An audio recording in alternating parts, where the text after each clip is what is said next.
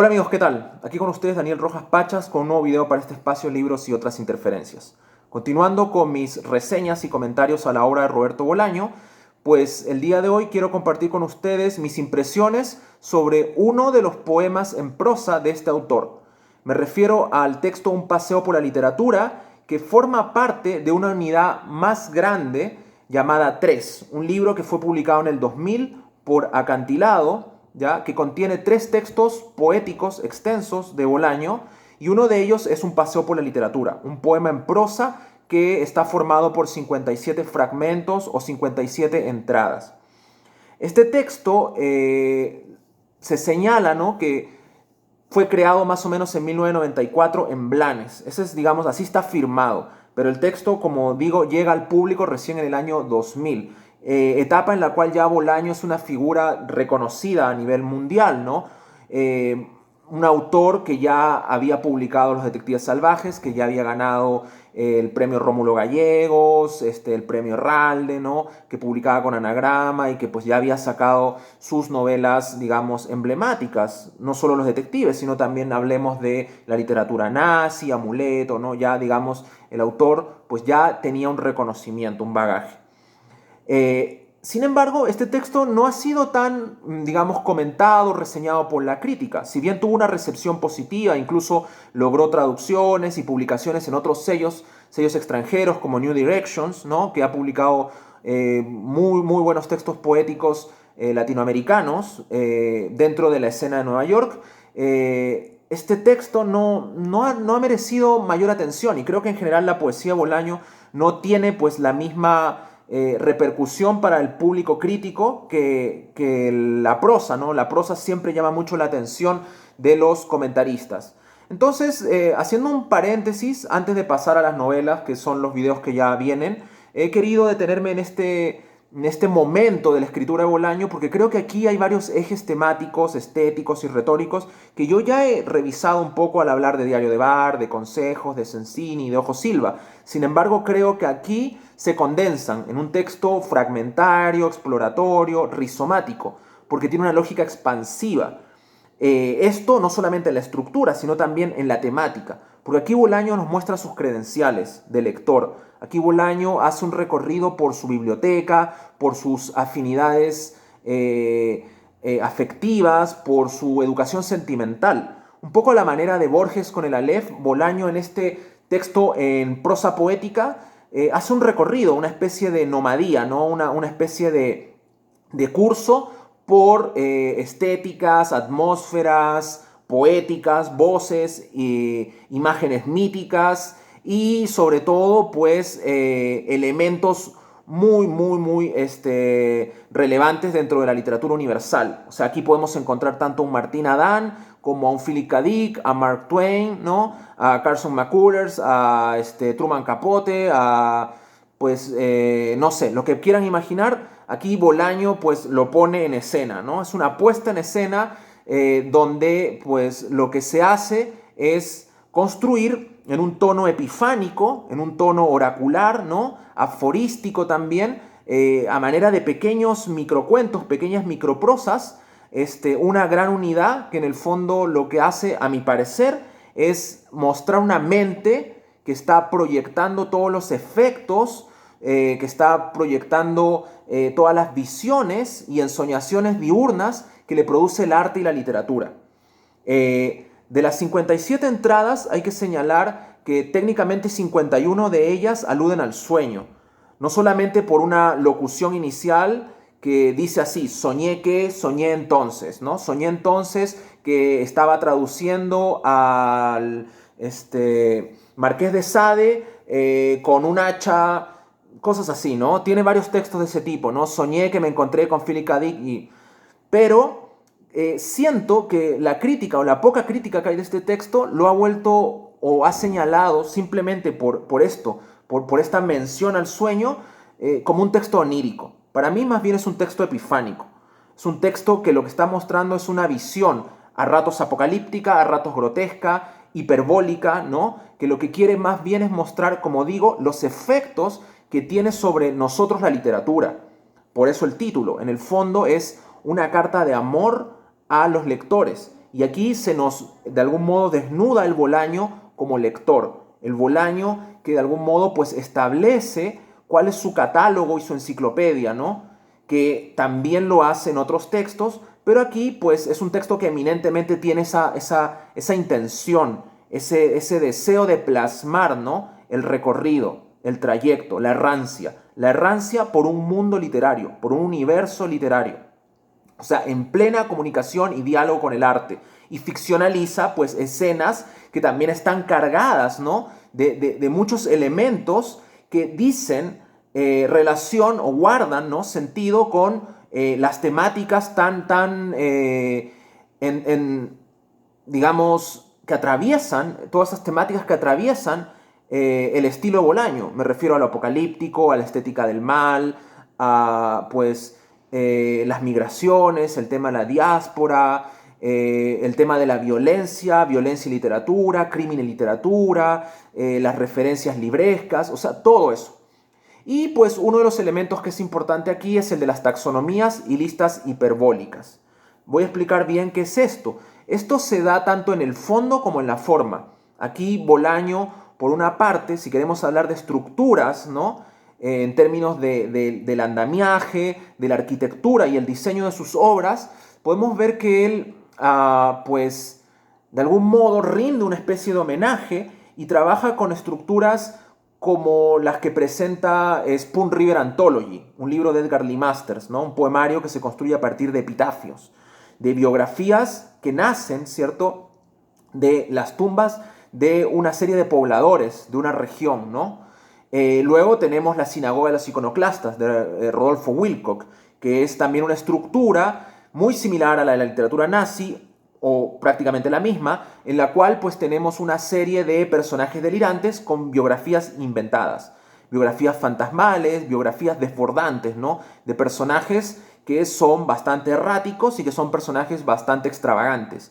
Similar a lo que hace Bolaño, como dije, en la literatura nazi, también con esta lista de artistas que pues límite, que rayan en el fascismo, artistas criminales, artistas asesinos en serie, artistas que de algún modo pues coquetean con el oficialismo dictatorial, que coquetean con pues ciertos espacios subterráneos, ¿no?, de la violencia en sus respectivos países, o sea, poetas racistas, poetas homófobos, poetas ligados al Ku Klux Klan, poetas pues revolucionarios, pero de causas que colindan con el terrorismo y una violencia bastante,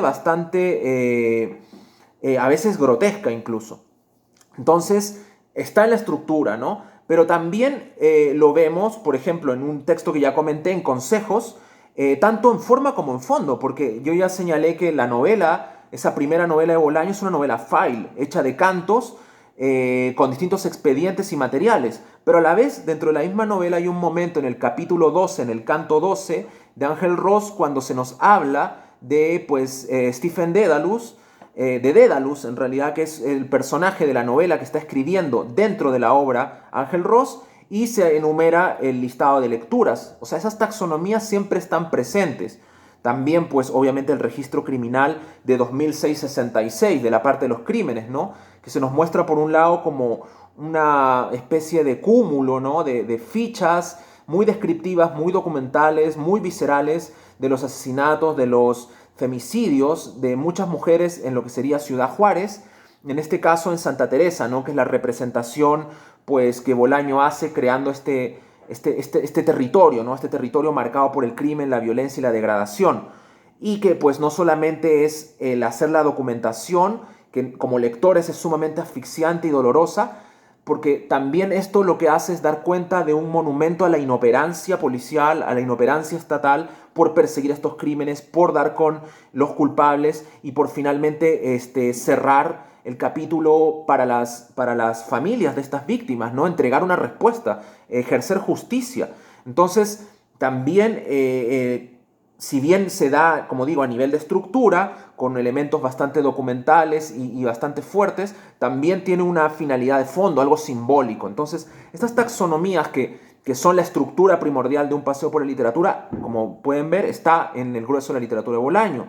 También pues hay un momento en Los Detectives Salvajes, les quiero leer esta parte, ¿no? Cuando están Belano, Ulises Lima y un grupo de ¿cómo se llama? De personajes que forman parte del real visceralismo, ¿no? Las hermanas Font, de Piel Divina, Ernesto San Epifanio, están conversando, ¿no? Y hacen una especie de catastro de autores en relación a corrientes que ellos llaman mariconas, maricas, mariquitas, locas, bujarrones, mariposas, ninfos y filenos. Las dos corrientes mayores eran la de los maricones y los maricas. Y es una especie de enunciado de literatura J, así más o menos es, y son varios autores que van nombrando ahí diciendo, pues él es la prima donna, él es tal, él es tal, él es tal, no, Lorca era esto, Enrique Lin es esto, Nicanor Parra es esto, Martín Adán, Sor Juana Inés de la Cruz, Gabriela Mistral, ¿no? Es muy interesante, es divertido por un lado, hay una especie aquí de código, doble código, ¿no? Por un lado todo lo libresco, pero por otro lado el desacato, ¿no? Todo el albur, la broma, el doble sentido, que forma parte un poco también de este espíritu generacional contracultural, ¿no? Que exalta a los detectives salvajes. Y pues el nexo más importante para ya cerrar con esta parte de las taxonomías es Amuleto, ¿no? La visión epifánica que tiene Auxilio Lacouture cuando nos muestra qué autores van a perdurar y qué autores no. Si no lo recuerdan, nos señala cosas así como Nicanor Parra va a resucitar en el 2100 y tanto como un niño japonés, Vallejo va a ser leído en los subterráneos del mundo, en Rusia, luego de una bomba nuclear, va a ser leído Mayakovsky de tal manera, ¿no? Eso hace un poco el juego de Auxilio Lacouture. Pero estas listas se alimentan entre ellas. Es interesante que de algún modo estas listas, si bien se contraponen, también estas listas pues generan nodos interesantes, interactúan, se interpelan y sobre todo hay un carácter aquí antifundacional, siento yo. Hay un deseo de defundar la idea del canon, generar puntos de fuga, que el lector pueda explorar y ver otros momentos de la literatura, otros momentos del arte y la cultura universal, ¿no?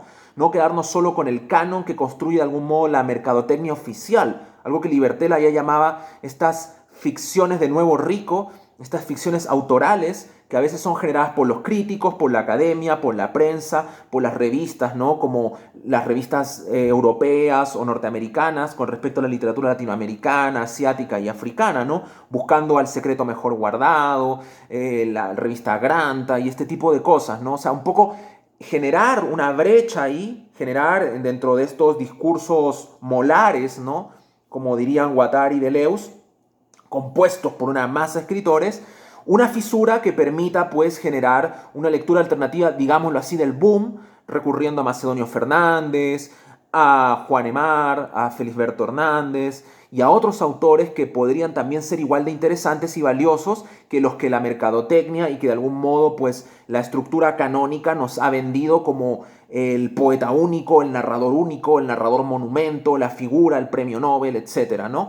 Entonces aquí en lo del canon hay una idea de generar un ir y venir ambivalente, ambiguo, como dije, rizomático, ¿no? Un poco hacer explotar estas ideas de totalidad, ¿no? A partir del fragmento, que es algo bonito y también es algo interesante, desafiante, que da cuenta un poco de la visión de Bolaño con respecto a lo que significaba también como autor proponer al lector vías de acceso alternativas, ¿no? Generar una ruta escénica, no el paso turístico por la literatura, sino el paso del errante, del que se pierde, del que no tiene miedo a caminar, a vagar y a encontrar pues nuevos derroteros, ¿no? Nuevas rutas, nuevas vías por donde ya se acaba el camino y donde ya tienes que empezar tú a andar con tu propia brújula sin un mapa, ¿no? A ver a dónde llego, si es que llego a un lugar seguro y si no, pues ya veremos, ¿no? Un poco eso creo que es la función que tiene este paseo por la literatura, muy bien representado en este texto en prosa poética,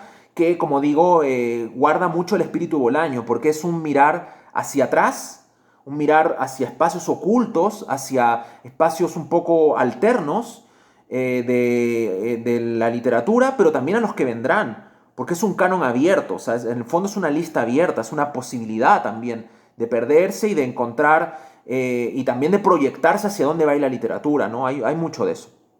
Bueno, Eso como introducción, ¿no? Y también insistir, ¿no? El rasgo epifánico, me gusta mucho, creo que ese es el tenor, considero que ese es el tenor de este texto. No lo llamaría un texto netamente onírico. Me parece que aquí hay como una especie de visión, más bien, como un carácter oracular. Es una especie de deslumbramiento que te genera el arte, sobre todo cuando eres muy joven y también cuando quizá ya han pasado los años y encuentras algo que te conmueve y que nuevamente te hace pues remover los cimientos de lo que tú has establecido como tu visión estética, como tu poética, como tu idea de lo que debe ser la literatura. Entonces, creo que aquí pues esta proyección imaginaria, ¿no? Representan ese errar por la lectura sorpresivo que todavía puede de algún modo conmover, que todavía de algún modo puede pues mover algunas fibras y botones dentro de uno, ¿no?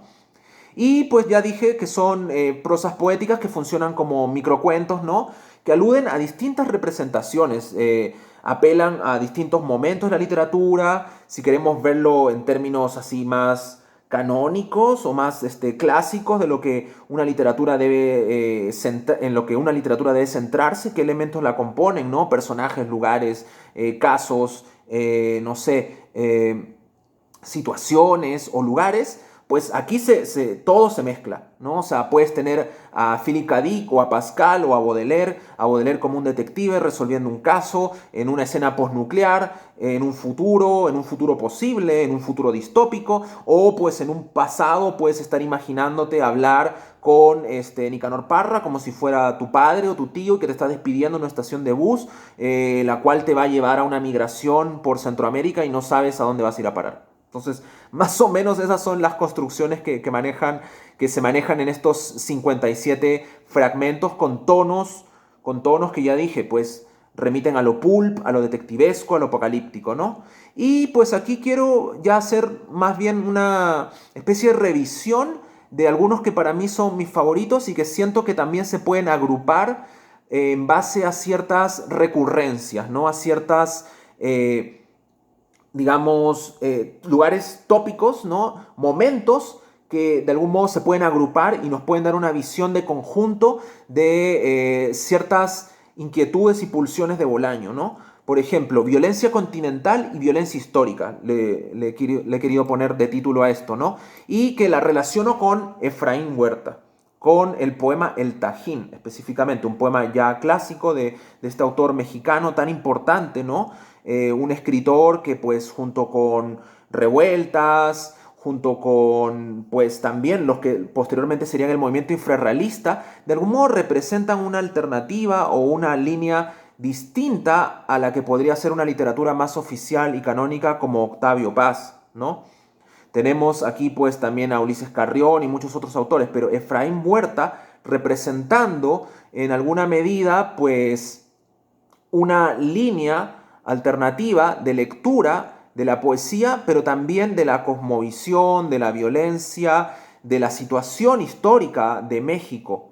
El poema de Efraín Huerta, El Tajín, creo que tiene también elementos que son, digamos, reconocibles en este poema de Bolaño. Ya dije, lo anafórico, lo oracular.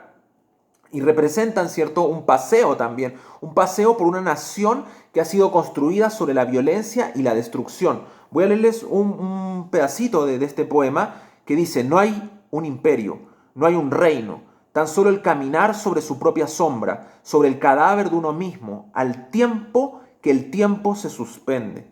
Este poema está dedicado a David Huerta y a un amigo de Efraín, que pues de algún modo dentro del poema aparecen ellos tres, caminando por unas ruinas, por este espacio que es el Tajín, ¿no? Esta ruina arqueológica que representa la monumentalidad, la grandeza del mundo precolombino, prehispánico, este pararrayos, ¿no?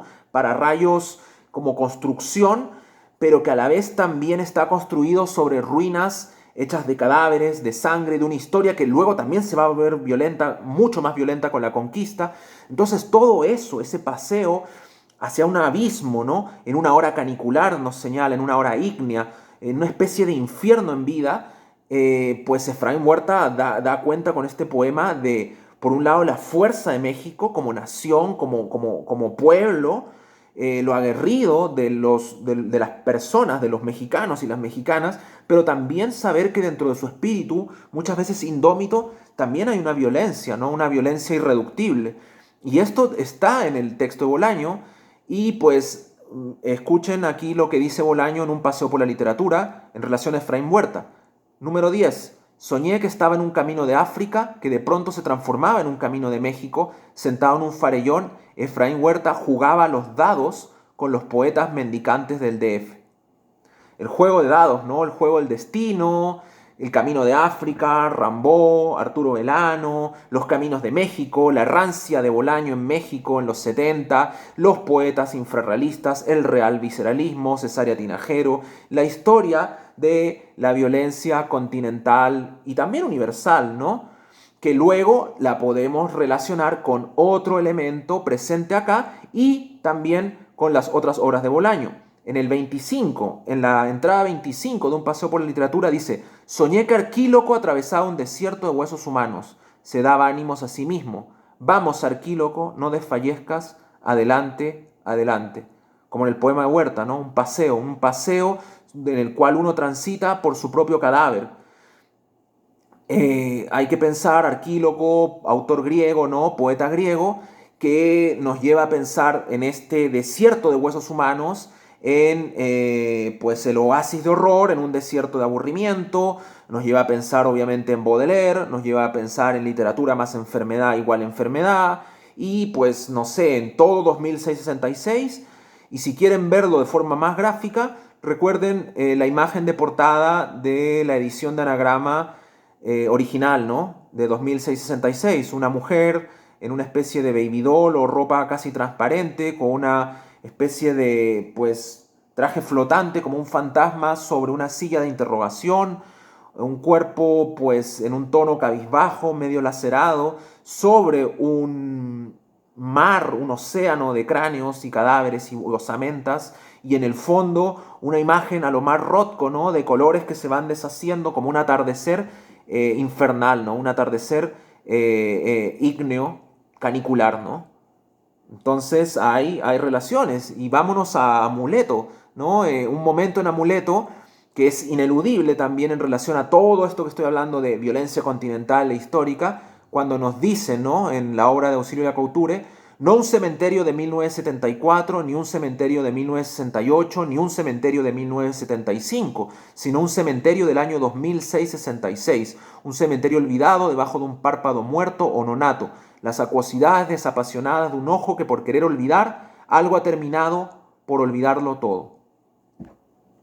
Entonces son obras que se cruzan, elementos que están ahí, ejes muy importantes, vasos comunicantes, nodos, llámenlo como quieran, pero eso es lo que está ahí. Está presente y creo que la imagen, la idea de Efraín Huerta, quien Bolaño siempre dijo que pues estaba muy orgulloso de poder considerarse amigo de Efraín Huerta y que Efraín Huerta lo haya considerado un amigo, el haber compartido, el haber aprendido de él como un maestro. Los infrarrealistas también consideraban a Efraín Huerta una voz autorizada, una voz respetada, un autor de una calidad humana, moral, alta, ¿no? Un sujeto que vivía por la poesía, una figura de una obra magnífica que debiera ser leída, mucho más leída fuera de México. Acá él es muy reconocido, pero fuera de México creo que se ha olvidado un poco. Entonces, aquí Bolaño está haciendo un cruce, ¿no? Y creo que de algún modo está pagando algunas deudas y pues poniendo en relevancia la importancia que yo creo que Efraín Huerta tuvo para también su poética. Perec, ¿no? Perec también, Perec abre un paseo por la literatura y lo cierra. Aparece como un niño, como un infante, como una manifestación encarnada de la educación sentimental del autor, de sus filiaciones, del nodo que hay entre las obras de Perec y la de él, en términos creativos, en términos estéticos, en términos también de materiales, de contenido, ¿no? De este nexo que él tiene con Perec, y que aparece representado como un niño, como un infante indefenso y que él debe cuidar, ¿no? Que él debe cuidar, pero como siento que Bolaño está diciendo lo que estoy refiriéndome aquí con Perec, es que estoy cuidando de alguna manera mi deseo por hacer literatura. Este infante, este ser desprotegido ante el mundo, ante la historia, ante la violencia cotidiana, ante la brutalidad, es probablemente también esta libertad creativa que me quieren arrebatar y que yo de algún modo puedo proteger, ¿no? Soy el único que puede protegerla. Y que pues tiene relación con algo que dije en el último video, ¿no? Del Ojo Silva, que tiene que ver con Bolaño aceptando el ser un errante, el rechazar la academia, el rechazar la universidad, el rechazar ciertas formas tradicionales de instalarse como un autor para pues de algún modo construirse más bien como un sujeto creativo que posteriormente podría también de algún modo pues devolverle a la cadena de la cultura universal, nuestra tradición, a nuestras pues construcciones ficcionales en lengua hispana, ¿no? Una voz que de algún modo pues se construye a partir de la errancia, ¿no? Del viaje íntimo y de la educación que te da simplemente el ser un lector audaz, un lector sin tapujos, un lector sin represiones, sin una agenda, sin un tiempo que te está ahí cortando como una especie de ciega el cuello, ¿no? Entonces es la apuesta total, el todo por el todo, ¿no? El lanzarse al vacío. Eso yo creo que de algún modo está representado en Perec, ¿no? En este texto. Pues luego migraciones, ¿no? La tradición literaria, la gran cadena, otra vez, ¿cómo te insertas? ¿Quién eres tú? Y aquí hay un tema que está representado en dos textos o tres, ¿no? En los cuales de hecho se repite más o menos una fórmula escritural, porque dice, soñé que tenía 15 años, que iba a la casa de Nicanor Parra a despedirme, lo encontraba de pie apoyado en una pared negra, ¿a dónde vas, Bolaño? Yo le decía al hemisferio, lejos del hemisferio sur. Luego vuelve a soñar en el 27 que tenía 15 años y se marchaba del hemisferio sur y metía en su mochila un único libro, Trilce, de Vallejo, y este se quemaba. Eran las 7 de la tarde y arrojaba su mochila chamuscada por la ventana. De algún modo también esta errancia tiene que ver con abandonar y tomar otras lecturas. No estoy diciendo que aquí él esté de algún modo diciendo, no, voy a acechar a Vallejo. Todo lo contrario, de hecho escribe Monsieur Pain, que es una obra dedicada, ¿no? a Vallejo y su tragedia, su trágica vida en Francia. Entonces, más bien es sentir qué es, de qué parte de tu tradición, qué eres tú dentro de esa tradición y qué parte también de esa tradición te vas a llevar en tus nomadías. O sea, de qué manera tú al errar, al ingresar también a otras tradiciones, al entrar en conflicto con ellas, en interacción, pues de algún modo qué transas, o sea, qué das tú, qué recibes, cómo te contaminas y cómo tú también contaminas esa tradición. O sea, hay que entender, Bolaño, antes de ser un escritor chileno, fue un escritor mexicano y español, y luego ya un escritor latinoamericano. En última instancia, yo creo que un autor chileno. Entonces fue más un autor norteamericano y un autor hispanohablante, peninsular, mucho más que un autor netamente sudamericano. Sin embargo, él tenía una afiliación y un cariño muy, muy grande por la obra de Nicanor Parra y Enrique Lin, por nombrar algunos, ¿no? Pero esto también se puede relacionar con pues el desarraigo, ¿no? El desarraigo que tiene Bolaño frente a la propia tradición chilena. O sea, Bolaño debe mencionar muy poco a Droguet, a Manuel Rojas, a Baldomero Lillo y a sus contemporáneos. Entonces hay un tema aquí de las migraciones, de cómo te instalas tú, desde qué posición llegas a interrumpir o a violentar también de algún modo pues una línea, una cadena del conocimiento y una forma en que se ha estructurado la idea de la literatura chilena, la idea de la literatura continental.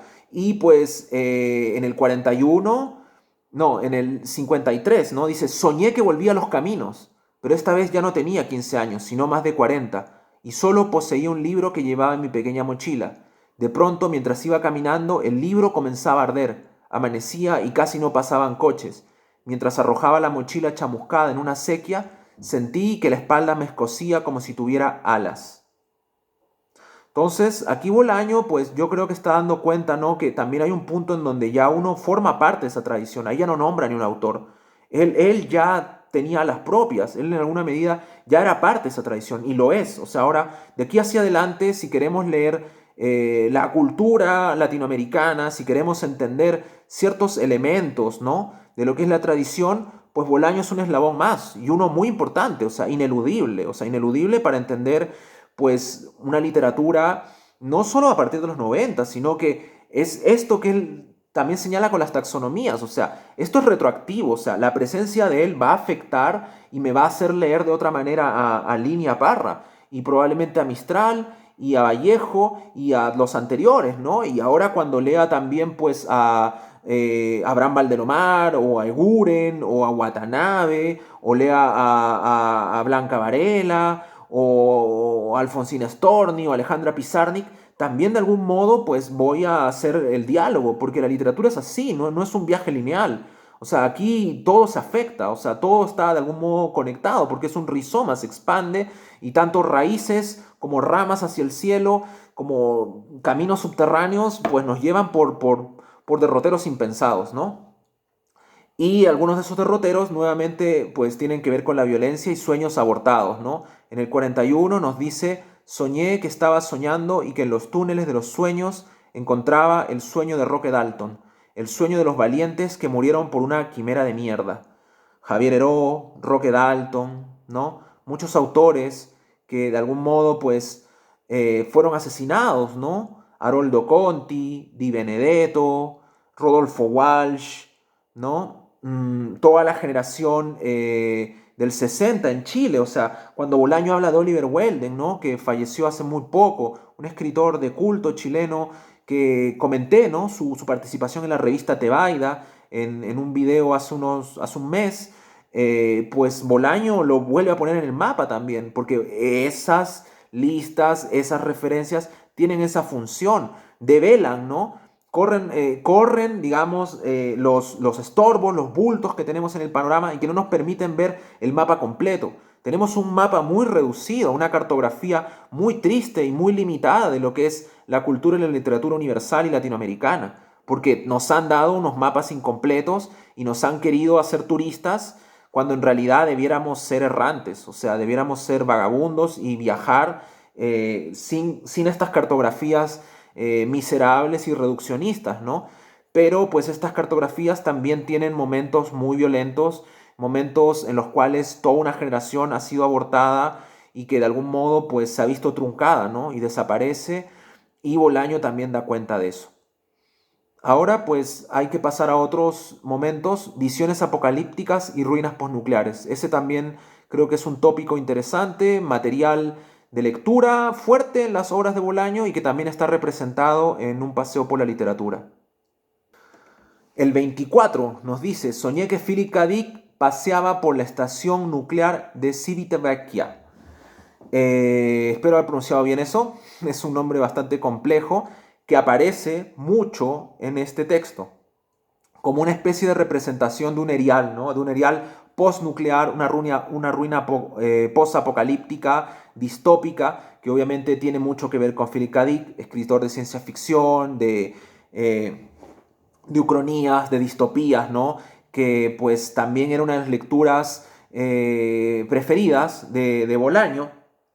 Y aquí esta especie de estación nuclear aparece constantemente, dando cuenta pues de zonas apocalípticas que también la literatura representa, de momentos que de algún modo pues no escapan tampoco a lo que nos ha tocado vivir. O sea, no estamos hablando simplemente aquí de ciencia ficción, o sea, hay que pensar nomás en toda la escritura que se da durante y post guerras mundiales, ¿no? Durante y post Revolución Rusa, Guerra Civil Española, la dictadura en Chile, son zonas terroríficas, son zonas complejas, atravesadas por la muerte, por la devastación, por la desolación, el abandono, ¿no? En el 31 nos dice: soñé que la tierra se acababa y que el único ser humano que contemplaba el final era Frank Kafka. En el cielo los titanes luchaban a muerte. Desde un asiento de hierro forjado del parque de Nueva York veía arder el mundo. Kafka, que ha escrito las páginas probablemente más lúcidas, pero también más oscuras de la literatura universal, pues da cuenta de las cárceles del lenguaje, de las cárceles de lo cotidiano, de la rutina, de lo aplastante que también y lo horrorífico que puede ser el día a día, pasado por lo bursátil, por lo burocrático, por el sello y la estampa, por la dilación, por las esperas que no terminan. lo beckettiano, lo kafkiano, lo orwelliano, ¿no? Lo de Philip K. Dick, todo eso se condensa, ¿no? En una especie de, pues también mundos atravesados por el horror que Bolaño, pues, lo sintetiza en Santa Teresa, ¿no? En la construcción que hace en 2666, también está muy presente. Y en pequeños guiños, o sea, recuerdo que en literatura, más enfermedad, igual enfermedad, hay un momento en donde habla que está saliendo el ascensor, desde el cual está pues elucubrando, ¿no? Todas estas ideas sobre el viaje, la literatura, la enfermedad, y señala que recuerda cuando era niño y con su padre o su abuelo, me parece que era con su abuelo, transitaba con un camión por viejas carreteras del sur de Chile, del sur me refiero pues, no sé si recuerdo si era Valdivia, Concepción, Puerto Montt, pues estas zonas de Chile, que no son la zona austral, sino que es el sur, pero el sur lluvioso, el sur con barro, ¿no? Que pues él decía era como estar en un lugar que era como Chernobyl, así lo imaginaba yo. Carreteras de piedra, largas extensiones de campo, sin un hogar a plena vista y de repente pues una casita y una señora con un gorrito pues de lana y ropa barriendo la tierra, ¿no? Y es algo que en el fondo pues resulta para un niño una imagen desoladora, estremecedora de abandono total, ¿no? De pueblos abandonados. Eso ya está, o sea, estas imágenes apocalípticas se pueden construir desde lo cotidiano y Bolaño las observa ahí también, ¿no? También pues en la misma Ojo Silva, que la comenté hace poco, el momento en el que Mauricio Silva y Bolaño se encuentran en una plaza, ¿no? Deshabitada, una plaza en Berlín, Berlín luego de la caída, no sé, Berlín, y pueden imaginarlo, Berlín Segunda Guerra, se genera una proyección, ¿no? En un lugar que es una ciudad cosmopolita, pero dos sujetos en plena noche observando que no hay nadie, contando una historia terrible sobre abuso, depredación, destrucción de vidas en la India, ¿no? Como una confesión trasnochada, viendo que ojalá no haya nadie, una luz por ahí que se prende, un ruido al fondo, pero luego esa imagen es muy apocalíptica. Entonces, todo eso está presente en Bolaño, ¿no? Y un paseo por la literatura, pues, como digo, ¿no? Lo maneja de una forma bastante precisa. Luego los detectives, ¿no? La figura del detective, del escritor como detective, del lector como detective, que aquí aparece en diálogo con Mark Twain, con Guy Ross, con Lee Poe, pues como les digo, ¿no? Muchas voces. Voy a leer una, ¿no? 34. Soñé que era un detective latinoamericano muy viejo. Vivía en Nueva York y Mark Twain me contrataba para salvarle la vida a alguien que no tenía rostro. Va a ser un caso condenadamente difícil, señor Twain, le decía. O 17. Soñé que era un detective viejo y enfermo y que buscaba gente perdida hace tiempo. A veces me miraba casualmente en un espejo y reconocía a Roberto Bolaño. Entonces, pues la figura del detective es emblemática, no solo por los detectives salvajes o el cuento de los detectives, sino que pues siempre de algún modo el filólogo, el intérprete, el crítico, el analista, el lector obsesivo y compulsivo va a ingresar al estudio, a la búsqueda de Cesárea Tinajero, a la búsqueda del autor perdido, de la última palabra, del último texto, del último reglón que pueda de algún modo revelarle algo, ¿no? Y pues se terminan volviendo viajeros de tragedias griegas, ¿no? Guerreros, poetas que deambulan en la noche, que se mutilan, que guardan cadáveres en los patios traseros. Nuevamente literatura y crimen, ¿no? Literatura y género de cine negro, ¿no? Noir, pulp.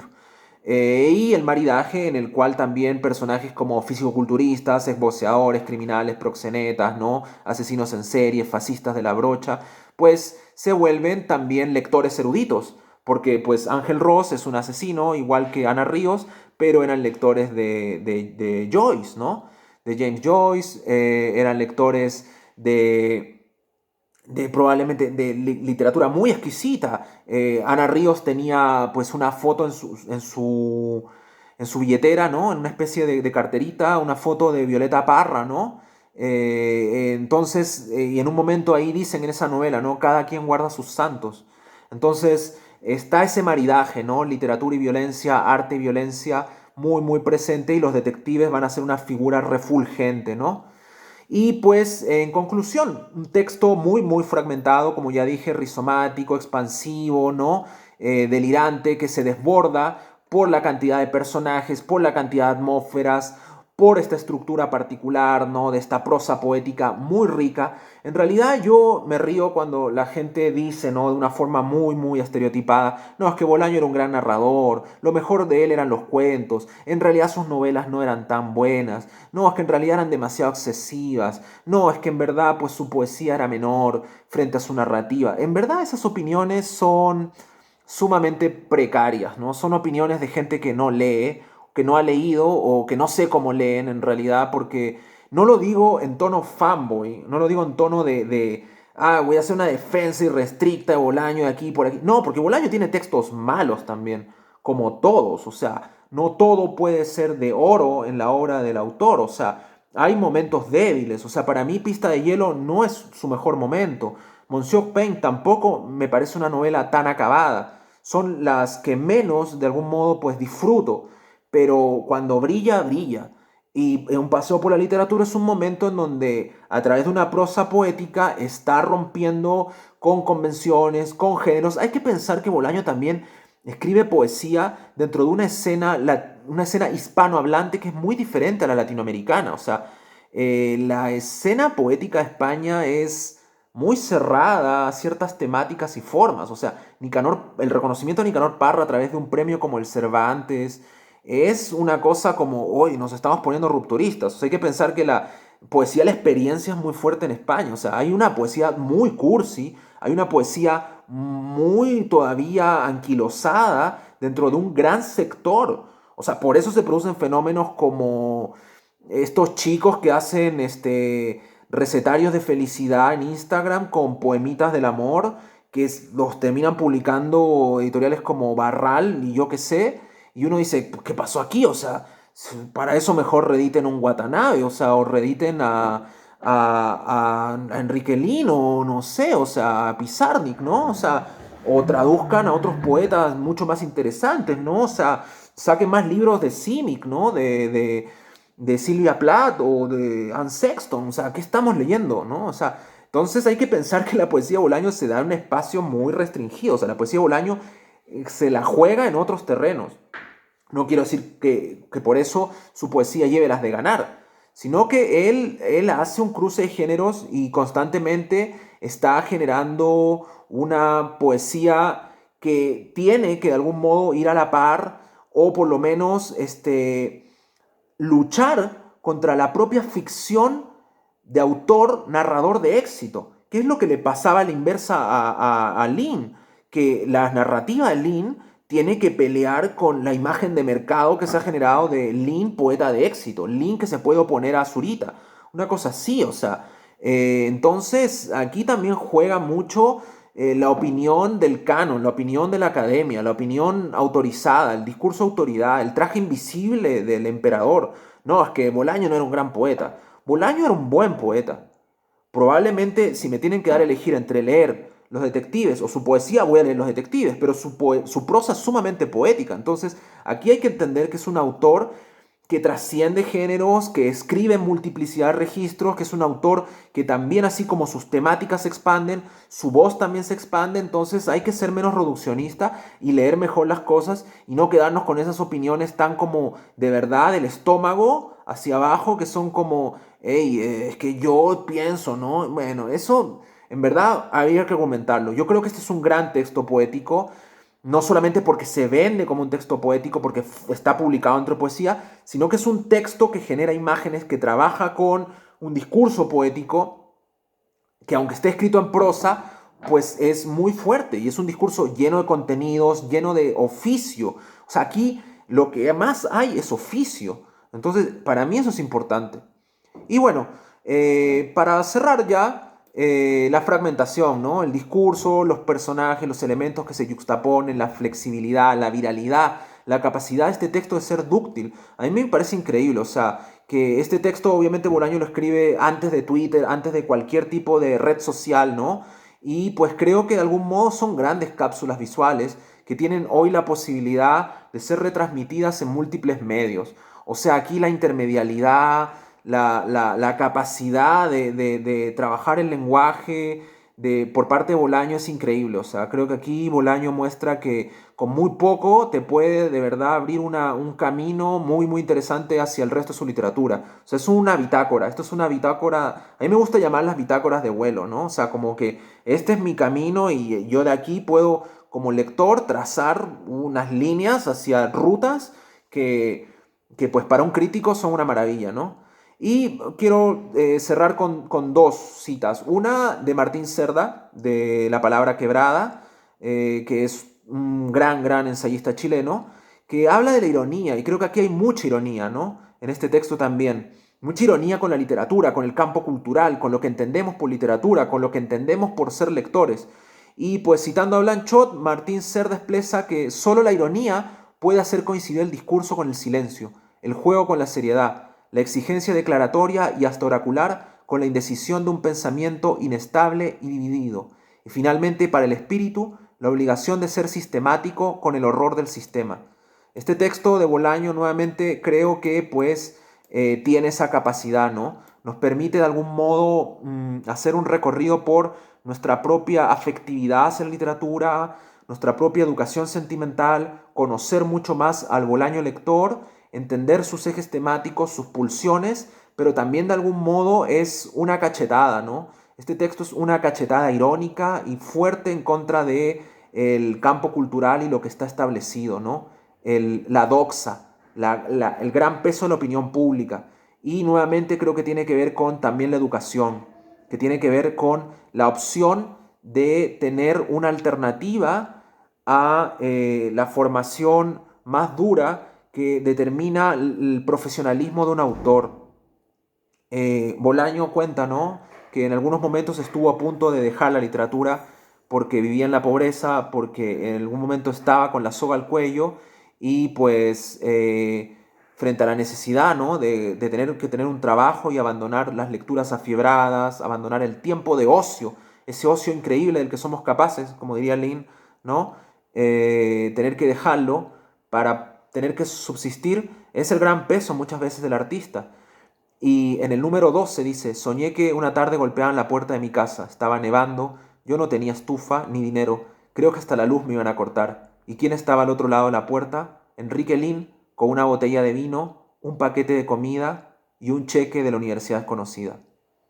Creo que en otra oportunidad voy a hablar de la correspondencia de Lin y Bolaño, la correspondencia material, el hecho de que hayan tenido diálogo epistolar, pero también la correspondencia simbólica, ¿no? Esta amistad que de algún modo siento que a dos personajes que eran dos náufragos en medio de un campo cultural, uno en la pobreza, en España, el otro en el abandono, en el Chile de Pinochet, cómo se encontraron en algún momento y de algún modo pues se dieron ánimo, ¿no? Como Arquíloco, adelante, avanza por este desierto de cadáveres, vamos, ¿no? Eso es el paseo por la literatura. Al final también es una carta de amor hacia cómo la literatura te salva, ¿no? Cómo el escribir, y no hablo en términos de autoayuda, ¿eh? No, ojo, hablo en términos de que la literatura finalmente es lo único que nos queda, ¿no? También como decía Reinaldo Arenas, ante esas reformas que nunca llegan, ante esos cambios, ante esas puertas cerradas, ventanas cerradas, el tata incesante, ¿no? Eso es lo que a veces nos permite continuar. Bueno, entonces, sin más, espero que hayan disfrutado este comentario, un paseo por la literatura, y nos vemos en un próximo Libros y otras interferencias con las novelas de Bolaño. Hasta pronto.